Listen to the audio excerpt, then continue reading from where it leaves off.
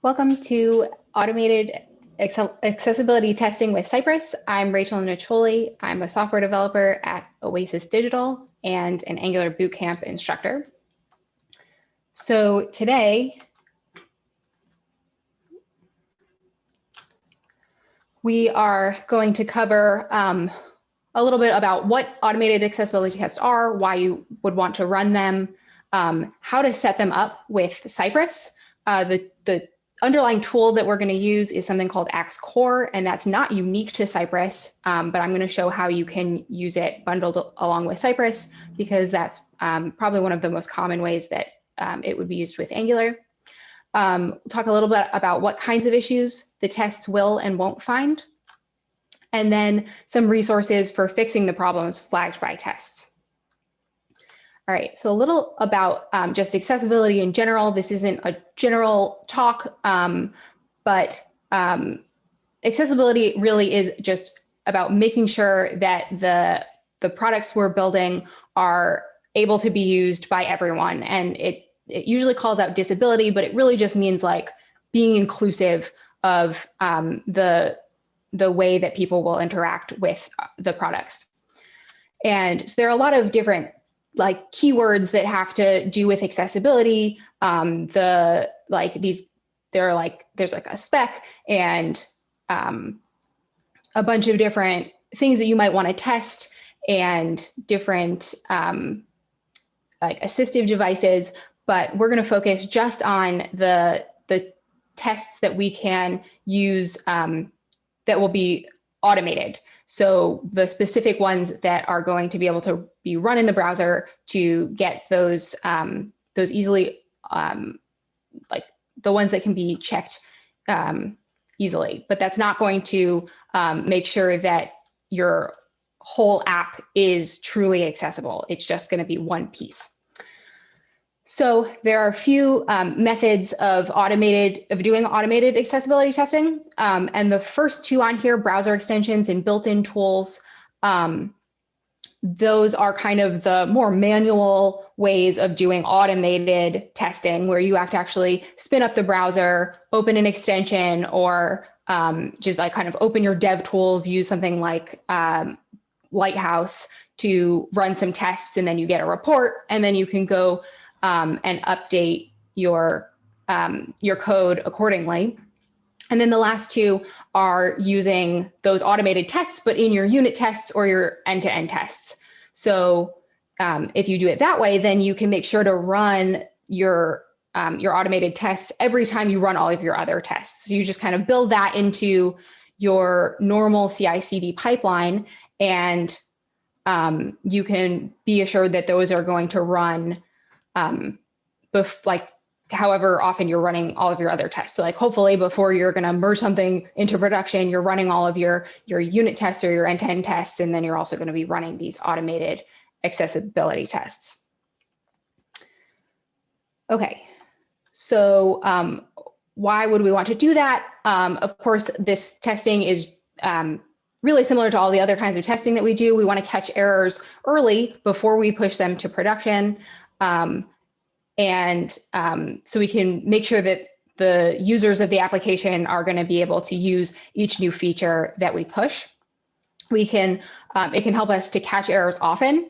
And so you can write tests, and like if you're doing it manually, you might check manually that everything is working when you push a feature. But if someone comes along and fixes a bug, let's say, they might not realize that they're missing a particular accessibility attribute for an element in your feature. And so having this like incorporated into the CI/CD process is going to make sure that these actually get run over and over without needing to rely on every individual developer running them. And then the last thing is that it can help you to learn about errors that you weren't aware of. So if you're adding in this tooling because you haven't really been doing a lot of accessibility testing, or you're onboarding a new developer who is not doesn't have a lot of background with manual accessibility testing, then if you run the tests, it's going to show you some errors that you may not have known, and then you can kind of go research those errors, and hopefully it'll help you to just write code better the next time. So if you didn't know that you needed to include a particular attribute on an element, then the next time, hopefully you'll just remember to do it. So it can help you as like a kind of a training tool as well. Okay, so the underlying tool that we're going to be seeing today is called Axe Core, and this is kind of the way that the organization that created it describes it. So they say DIY accessibility testing with the Axe Core API. And I mentioned that we can do accessibility automated testing with unit tests. So there's like a way to use this with Jest, and we're going to see it with Cypress, but it's not unique to any of those particular testing tools. It's kind of its own underlying thing, and it also has its own browser extension. So there are multiple ways that you can use this Axe Core tool, and we'll see one of those today. Okay, some limitations are that there is a narrow scope of problems that can be detected. So for example, the tests might show that you didn't include alt text on an image, but they're not going to tell you whether that alt text is appropriate for the image, right? So you will need to pair your automated tests with some manual testing. We've also hit a few issues with third-party libraries. And in general, if you're hitting a lot of issues with a third-party like component that you're using, you might want to consider like looking for other alternatives. But if there's, just one particular issue, there are ways to kind of override particular tests for particular components. So we'll see how you can do that. And then just lastly, the automated testing is not going to ensure that your site is accessible. It's going to do one part, and it's going to do that part over and over to make sure that it's checking as much as it can, but you still have to do manual testing, and specifically, you'll want to be testing like with assistive devices, so maybe with a screen reader. The automated tools are just going to run in your browser. Okay, so when should you add automated testing? So like many code quality or app quality tools, it's going to be easiest if you start at the beginning of your project, before you've written any features, before you have a whole bunch of mistakes and usability problems.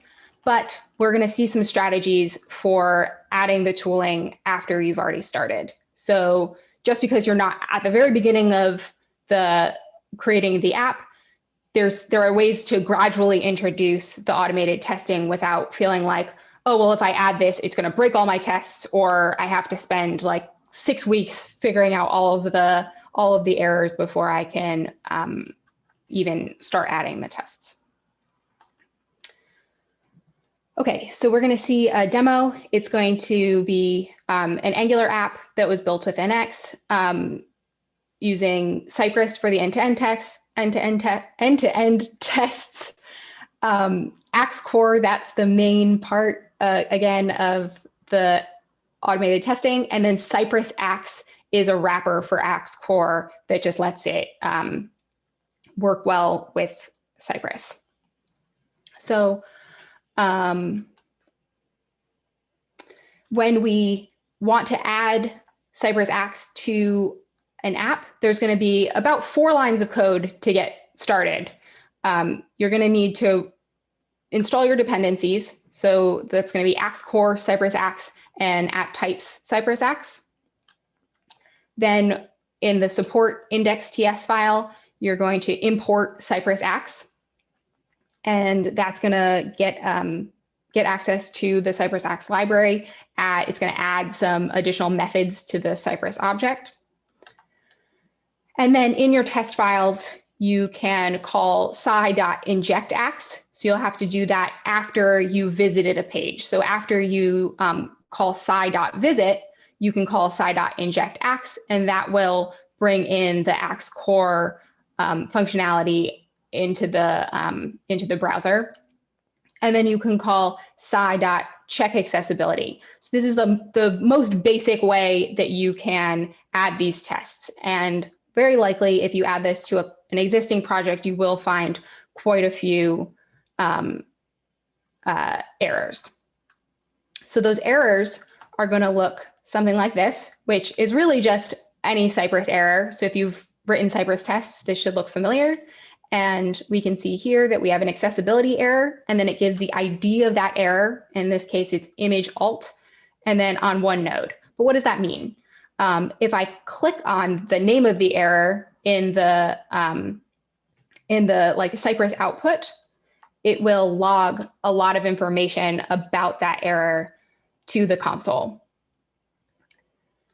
So in here, we'll get a slightly longer description of what the problem is. So in this case, it says ensures image elements have alternative text or a role of none or presentation. So that's just a little bit more helpful. But if you still aren't sure what that means or how you can fix it, you can click on this help URL, and that will bring you to the documentation from Axe core. Okay, so let's jump over to the code. And I have already run the yarn add. So I installed the dependencies, and then I'm already running the end-to-end tests. So in an NX project, the typical way that you run those is just yarn e2e -- watch, so that we have the end-to-end tests running here. So this is the Cypress app. I clicked run all specs. And so I have the end-to-end tests running. And we just have one, and it's just checking that the header gets displayed. Okay, so those 4 lines of code, we did the first here, the yarn add. Then in here, in the index TS of support, we're going to say import Cypress Axe. So this is the Cypress accessibility E2E. That's just my NX project. And then source, support, and then index TS. And then in my spec file, I have my one test. And then in here, I'm going to add another describe. And I'm going to say, this is just going to be called accessibility.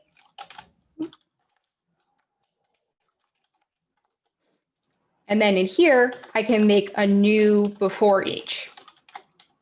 So before each,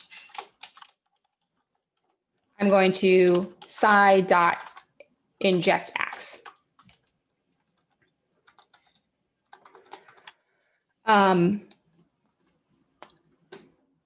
So now we have Axe loaded on the page, and we can call sci.checkAccessibility inside a test. So we can say it should have no detectable accessibility errors on page load.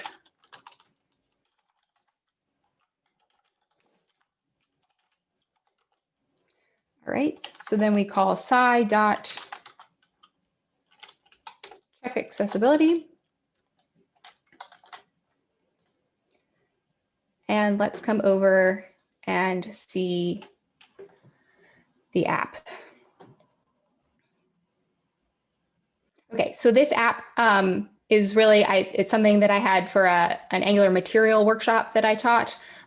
So it's mostly Angular material components, and the Angular material team takes accessibility really seriously. So they test all of their components with screen readers and with other assistive devices but there are a lot of places where you can still make mistakes. So I've put a few mistakes in here.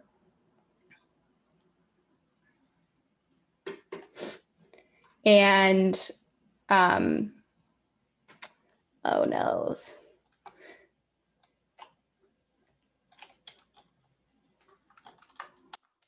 Gotta undo that.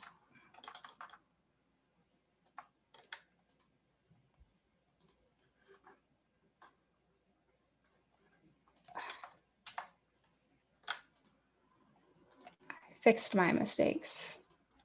Okay, let's rerun these. So yeah, so I added a few accessibility mistakes to this app so that there are things for us to fix and to talk about.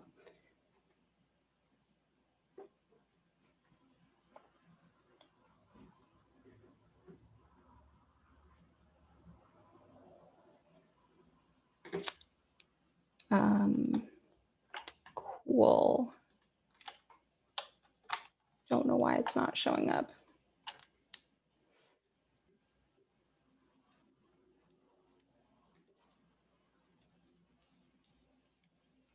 There should be 6 mistakes.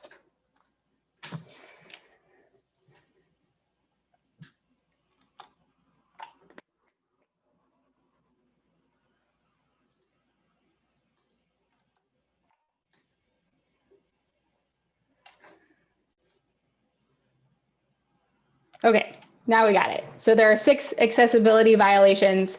The test is expecting 6 to equal 0. So it shows us all of the accessibility errors. And then again, I can click on one. So I can click on button name.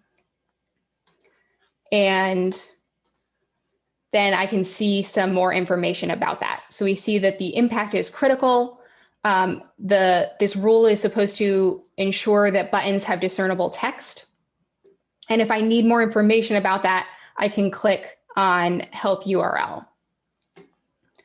So this is going to bring me to the Axe core documentation, and it's going to show all of the rules for this accessibility check. So it's showing here what the correct markup solutions are. So a button can have some text content here, and then that will tell a screen reader what to read when the user is active or when the user focuses on the button. And if the button doesn't have any text content, we have a few different ways of alerting the screen reader about what it should say. So here we have ARIA label. And so ARIA is an abbreviation for Accessible Rich Internet Applications. And that's a spec from the W3C about creating accessible websites. And so we can just pass the ARIA label attribute and pass a string here. So we have a bunch of other documentation about different ways that you can handle different situations, and some more like narrative stuff about how to make your apps more accessible. But for just a moment, we're not going to fix this one just yet. We'll fix it in a minute. But I wanted to point out this impact critical. So each of the Axe core rules has an impact, and we might say at the beginning, okay, so we have 6 errors. That might not be too bad. We could probably fix those fairly quickly. But if we had, say, 600 errors and we had a really big app and we weren't going to be able to get all of those errors fixed, we might want to focus on the most important ones. So in this case, we want to actually fix this critical error, but we might be less concerned about the rest. So let's just go over to our spec file.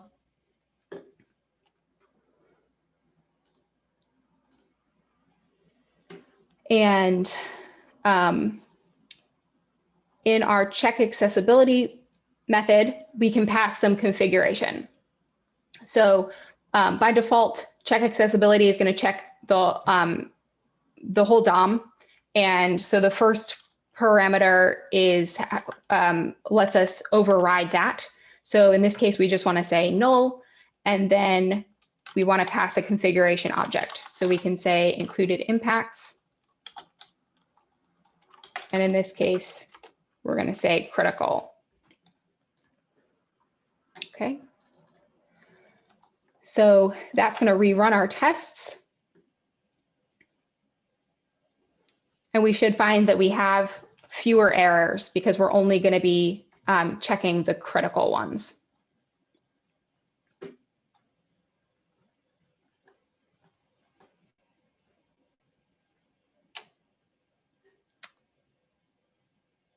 It usually goes faster than this. I'm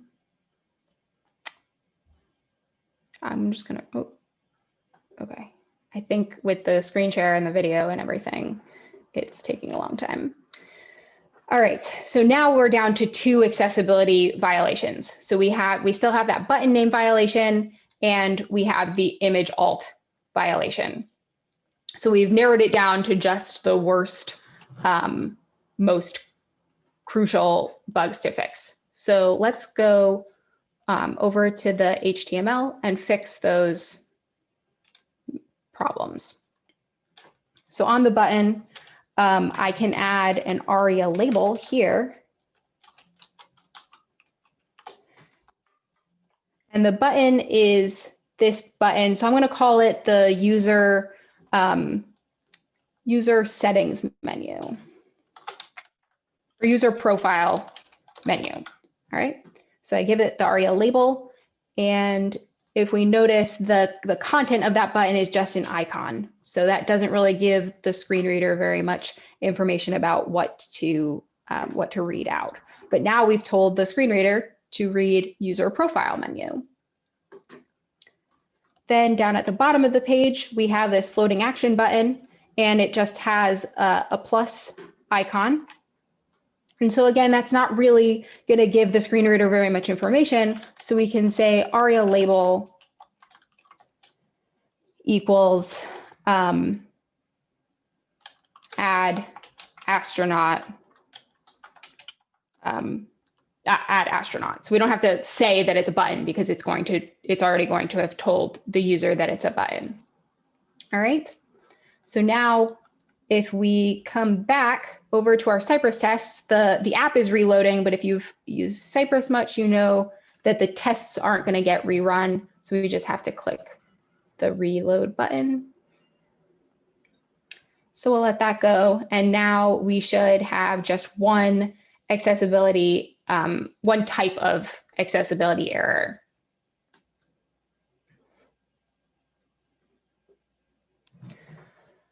So the other error that we saw was the alt text on the images. So if we come into the code and we see our image tags or our image elements, we have a source binding, but no alt text. So in this case, we need to bind to the alt attribute. And we're going to bind astronaut.name. So here, we're not binding to the alt property, but we're actually binding to the alt attribute. So we use the square brackets adder.alt.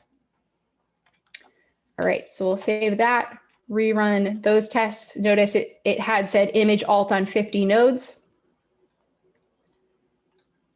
And so if I run the tests again, then we should see no accessibility errors.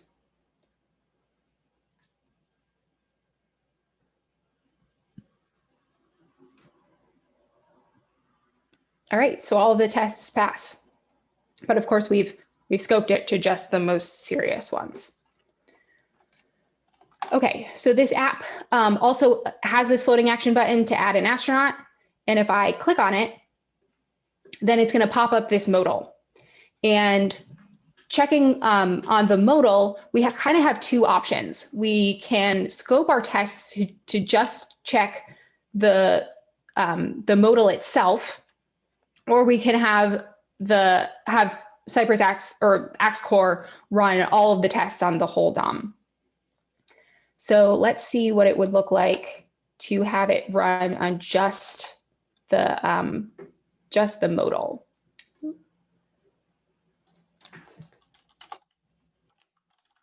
So in that case, we're going to improve the performance of our tests because we're not rechecking all of the DOM for every single test. It will help to make the test run faster, but you may be potentially not catching all of the errors. So it's kind of a balance there.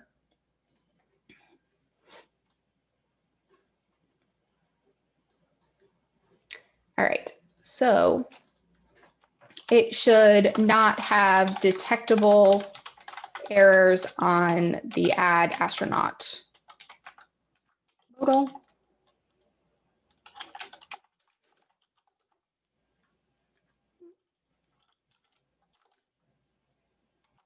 Oh no.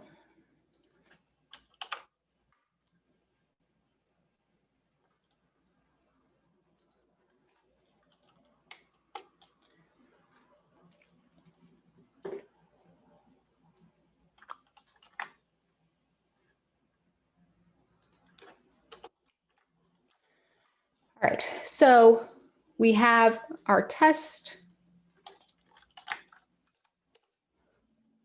So we're going to click the button, and then we're going to make sure that the astronaut form exists.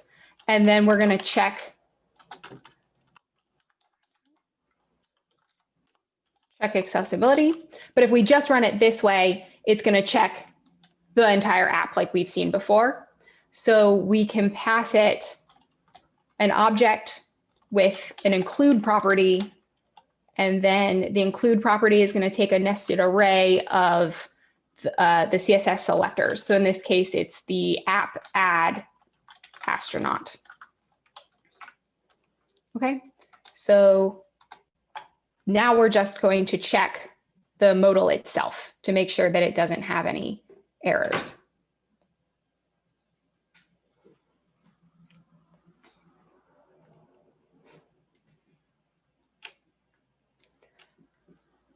Okay, and so the modal itself doesn't have any errors. So let's try adding a test that does actually check the whole page.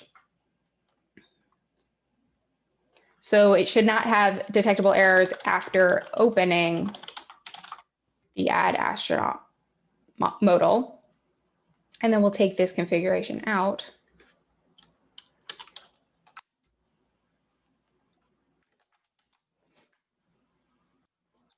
And actually, I'm gonna just run this one test.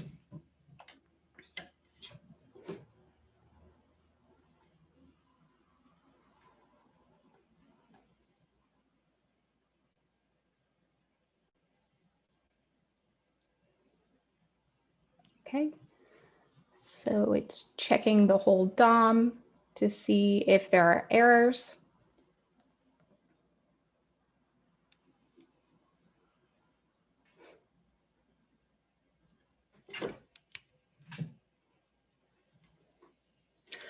So it turns out there are two accessibility violations. So in here we have this ARIA hidden focus and then landmark 1 main.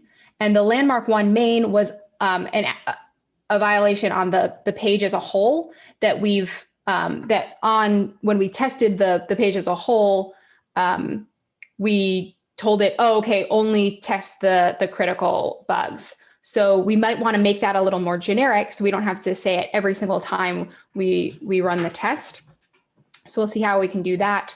But this ARIA hidden focus is a problem with the Angular material modal. So unfortunately, Angular material does have an open accessibility bug with this ARIA hidden focus because they hide the content of the page from the screen reader, but it allows it doesn't it allows the focusable elements to remain focusable.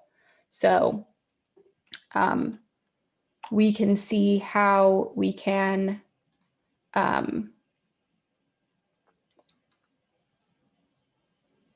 in here, we can override that particular test.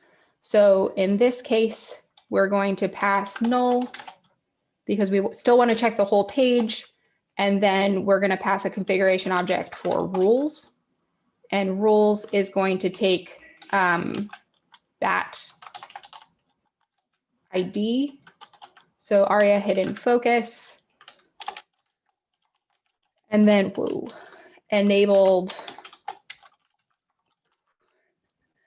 false.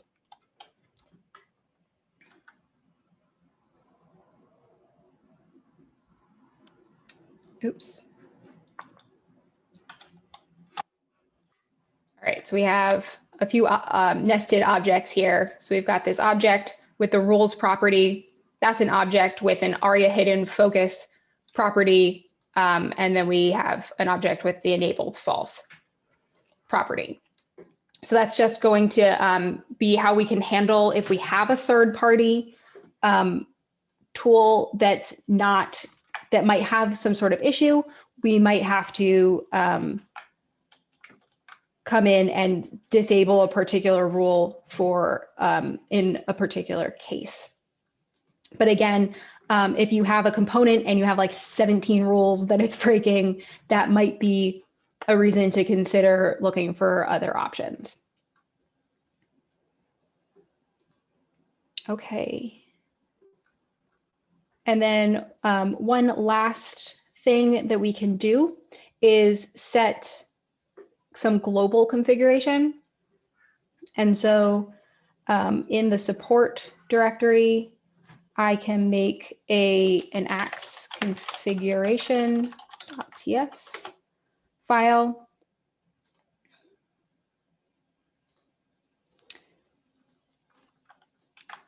And in here, we can create this default Axe configuration, and we can write the rules that we specifically want to check or not check. So in this case, I've written a list of just one rule.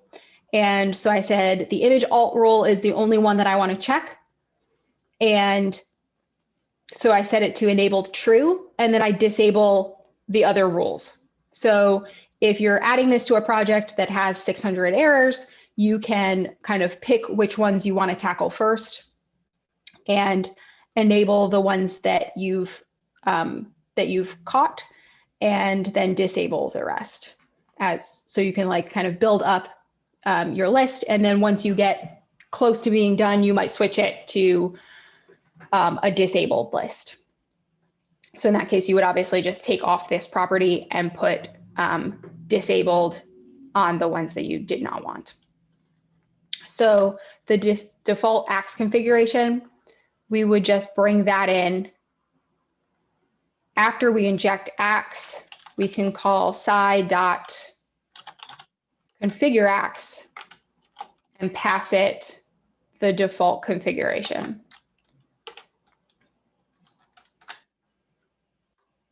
Okay. All right, so every time every time Axe gets injected onto the page, we configure it with the rules that we want to apply.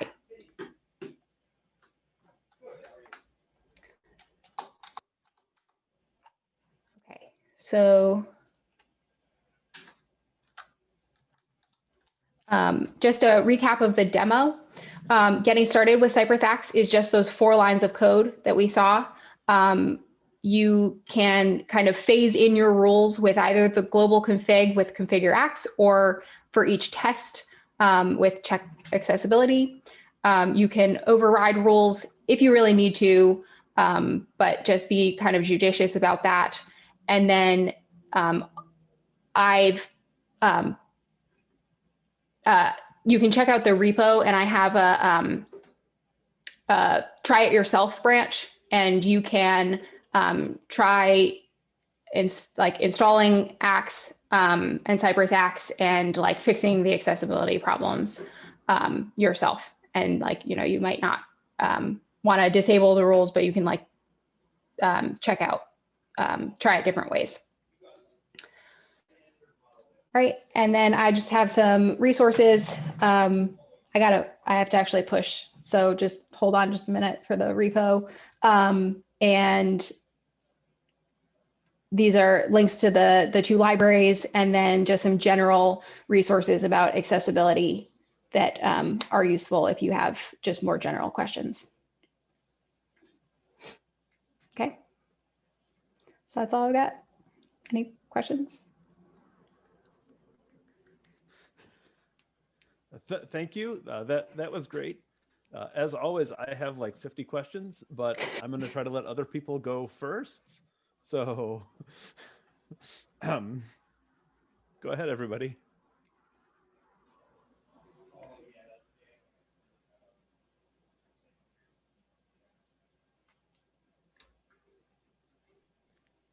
Okay, people aren't fast, so I'm going to jump in.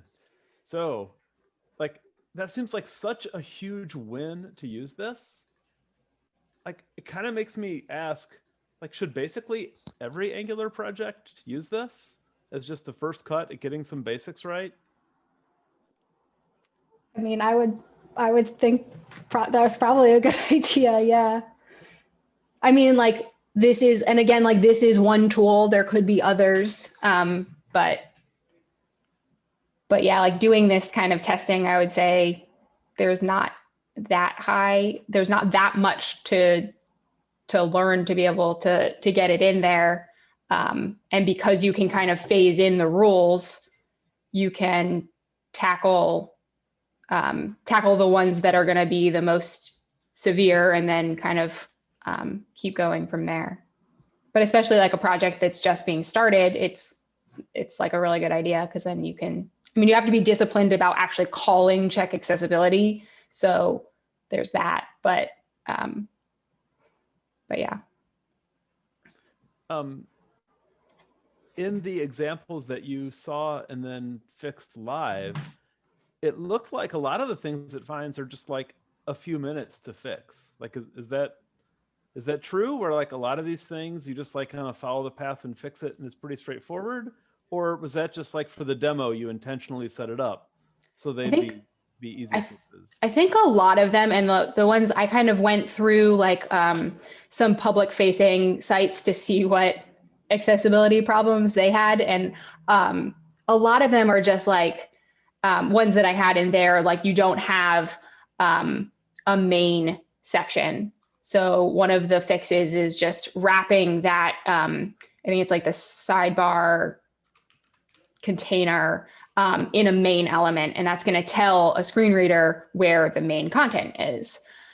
And that was a really common thing that I saw. But if you kind of just like become aware of that, then it's just like kind of one fix in your app, and then you can kind of just like be more like cognizant of creating a main element on your page. Well, I'm going to keep asking until somebody else unmutes and jumps in.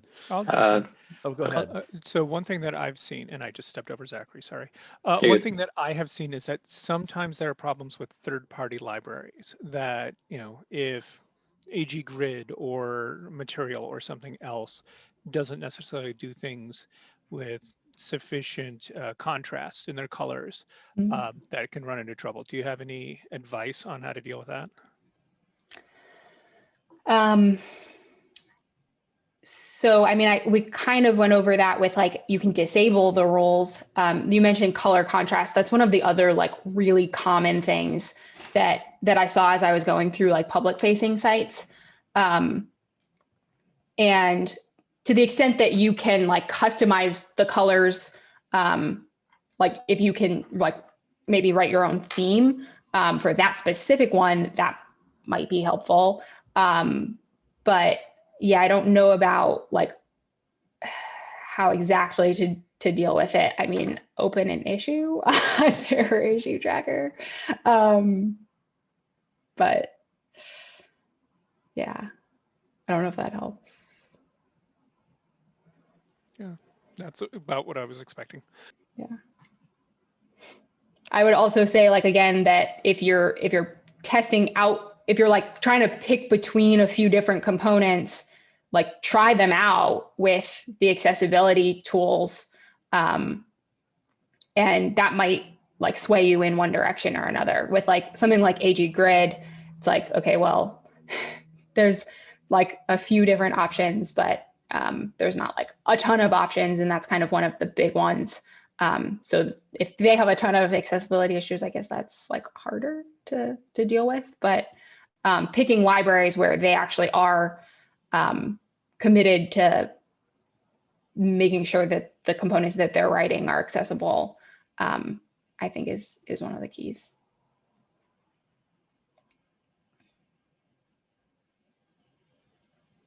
I have a question.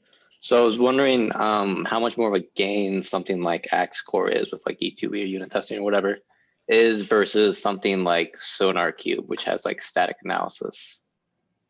Because currently like one of my projects uses SonarQube for some stuff, but I don't know how much of a gain it would be to swap over to something like this. I only have like a little bit of experience with SonarQube. Is it checking accessibility rules? Do you know if it has like a specific? So it has a decent amount for like just HTML files. The only worry there, I guess, would be something like if you're doing like Angular isms, since it's so dynamic, there might be issues that crop up with like libraries you use or something like that. So I just didn't know if it'd be better to swap over to something like this versus static analysis. Right, because the E2E is like going to be testing your actual page. Yeah, it's more like an integration test, right? Yeah. Yeah, so I imagine that it probably will catch more things. And that's kind of a difference too with if you used Axe Core or something similar with your unit tests, is that it's really just going to be checking like one component at a time. Right. And it's not going to check like your page level things. Like it won't be able to tell you that you don't have an H1 on your page, or that like your headings are out of order. Like you jump from H1 to H4 to then to H2. Okay. Yeah. So it looks more like HTML architecture too, from like a broader, like, I guess, page wise, website wise. That's cool. Yeah. Good to know. Yeah, more of a comment. You know, I really liked the example that you gave related to Zachary's question, actually, of how you ran the checker against the entire DOM and it came back clean, and then the modal, and that came back clean. But on the entire DOM, after you opened up the modal, like that one failed. Like that was an interesting use case I wouldn't have thought of or expected to see. So I guess a question related to that is, are there other common kind of like UI UX patterns that you've seen that kind of walk you into this scenario of like, oh, when you use these things together, now you suddenly have an accessibility problem?